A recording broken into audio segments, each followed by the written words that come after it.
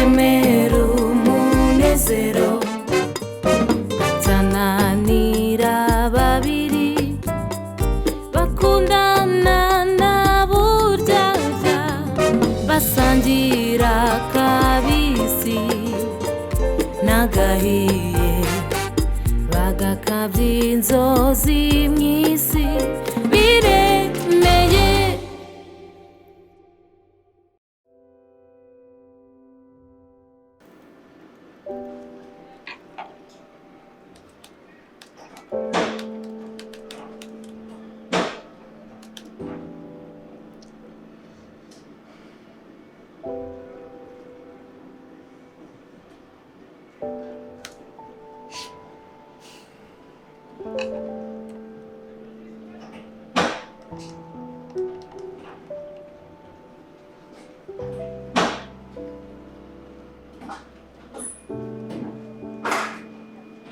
Allô? Oui, chérie.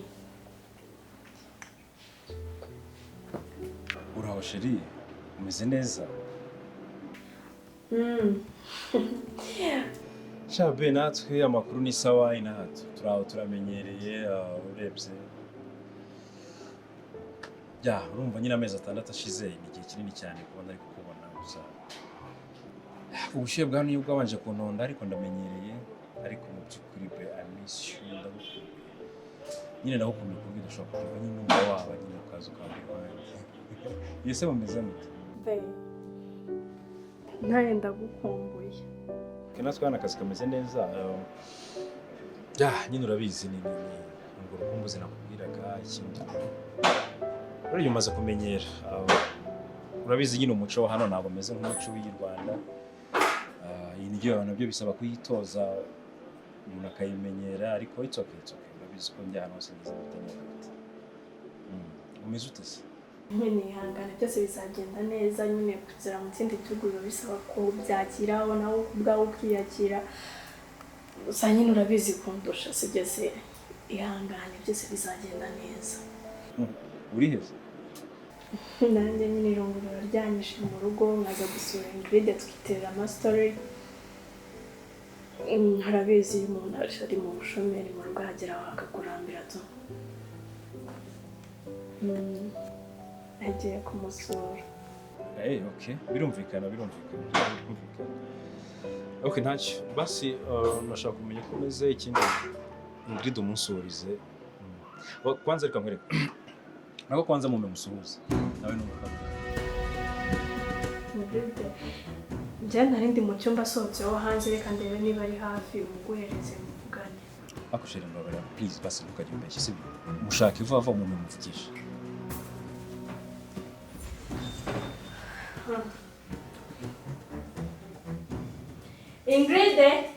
Ingrid. Shari, ndabona narimo kumubona. Reka naza mu kanya ndakunda kwandikira kuri WhatsApp wongere guhamagara ikibazo. Okay. Cyangwa be, reka nkwereke. Reka nguhamagare kuri video call. Usanzwe. Video call be gusa uko niri bukumara urukumbuzi koko. Gusa unfortunately telefone yanjye sinzi ikintu yabaye video call ntabwo zirimo kugaragara.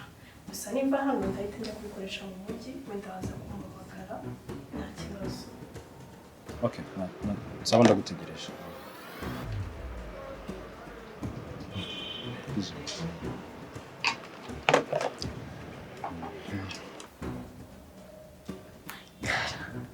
Ihangane gato ndimo ndavugana na fiance hanze.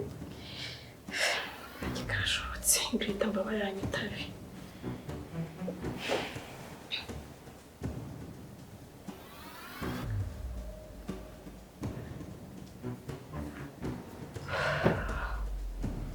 Ingrid, please speak up.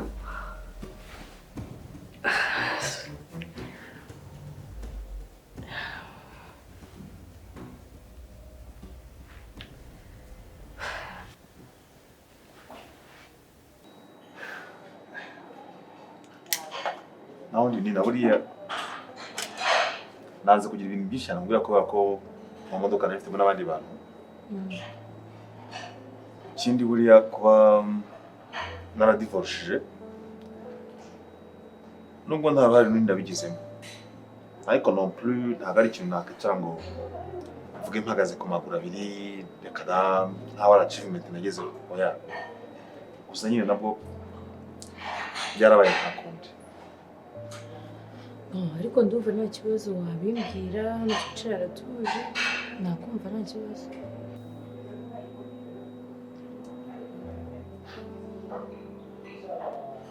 Nari mfite umugore mubi utoroshye habe na gato ugoye.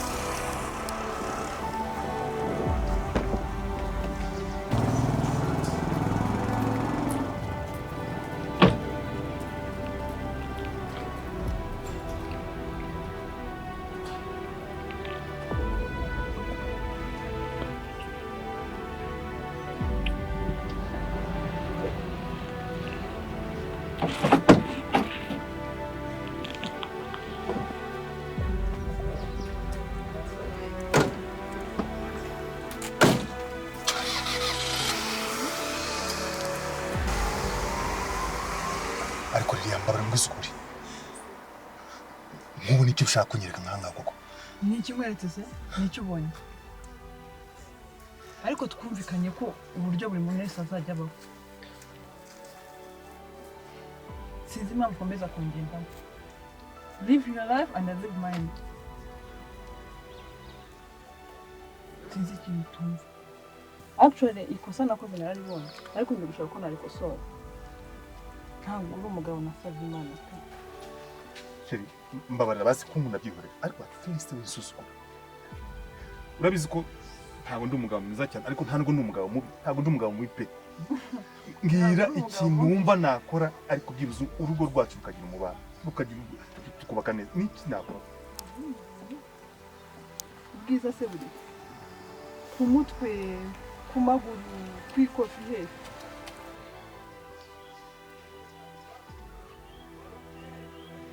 abagabo nyine bariya bafite ziriya modoka apana aka kagorofani kawe izi modoka tugenze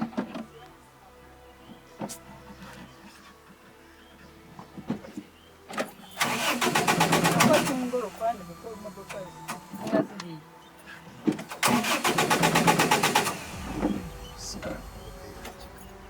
nabivuga njye biransetsa iyo ujya mu bantu kugira ngo usige imodoka nawe gusa bisanzwe itaka none se gusa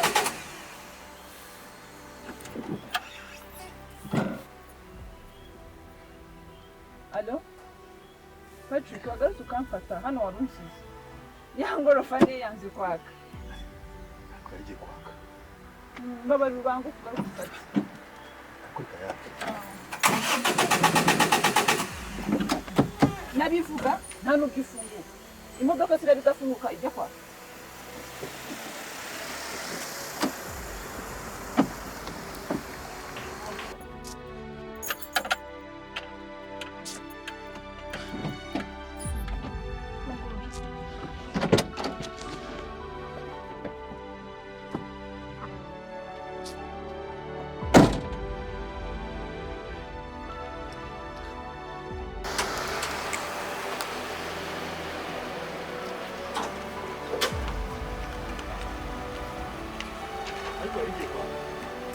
nta gihe mfite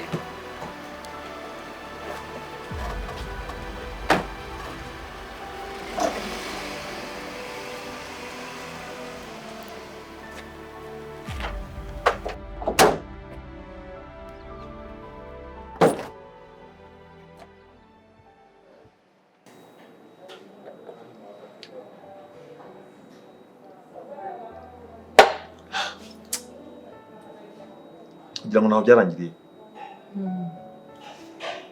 byagezeho rimwe nimugoroba nza kumwumva ari kuri telefone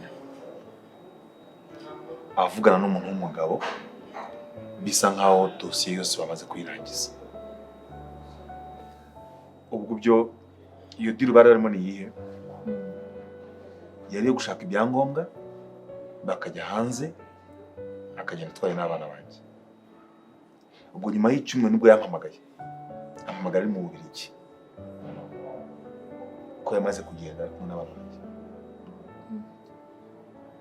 Ntakubeshye, it was like ni nkaho numvise ari isi yose ije ingwa ku mutwe. Ushobora kubititse kabisa. Amusore kuko izo amateka yanjye ari privé, ariko hari nubwo nyine ndabashaka kuvuga ariko nyine No, it's okay. It's okay. Birumvikana.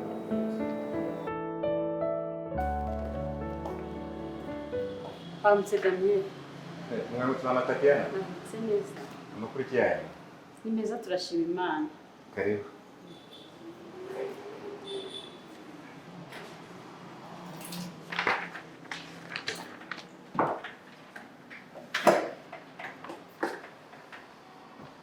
Akazi karagenda neza se? Karagenda.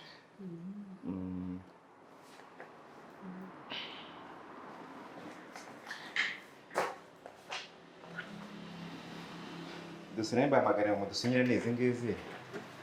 Kontana ziteguye neza nifuza ko zirazigiye. Sawa. Kugira ngo n'ibintu nabyo barare bayipakiye. Neza cyane.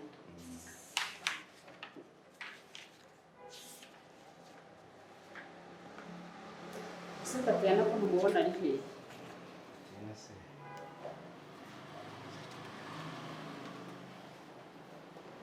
Mama wahageze? Nahageze. Reka mbaze sinyizi dosiye ndaje nawe muvugishe. Sawa.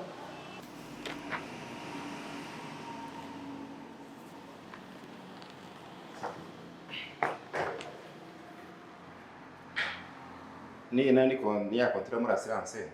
Nyabumbe sinyire hamwe bitaza byongera kubagarura hano. Okay. Sawa. Akiriye.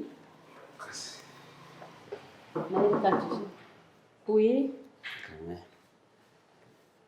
Mama muraho. Muraho neza. Amahoro. Serge mwiriwe. Mwiriwe neza Damien. Namahoro si. Ni amahoro. Okay. Rero ni wa musore uje gutwara zino kontara akaba akorana na se. Ni ukuvuga ngo niwe uhagarariye Sofa Media mu Rwanda. Byiza cyane. Serge amakuru yawe. Amahoro turashima Imana mama. Nizere ko noneho ubwo amadosiye yarangije gusinywa konteneri zihita zoherezwa nta kibazo. Hano nta kibazo rwose. Dutegereje contract hanyuma containers zigahita ziza nta kibazo. Byiza cyane. Mukuzi. Byagenda. Turashima Imana. None se waduha akanya katari. Oh, it's okay. Byagenda zikuze. Nta kibazo. It's okay. Nta kibazo.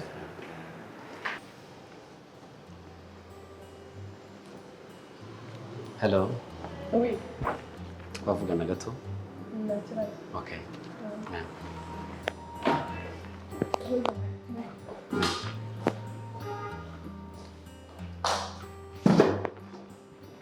Stare.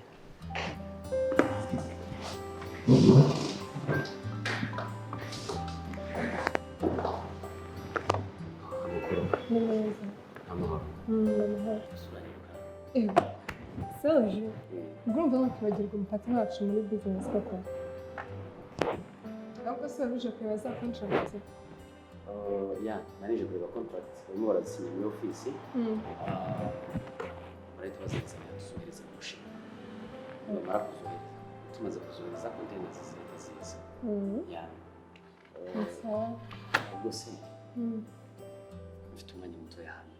Byashoboka kama namba yawe hanyuma azakuvugisha ko ari cyo gushakira.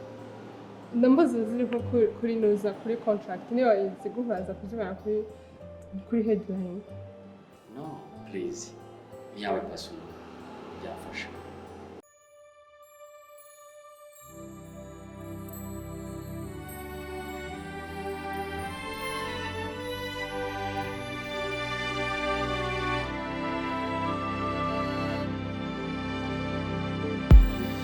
Ni wowe rukundo nari ntegereje, uzahora uri ibyishimo byanjye, Jani ndagukunda.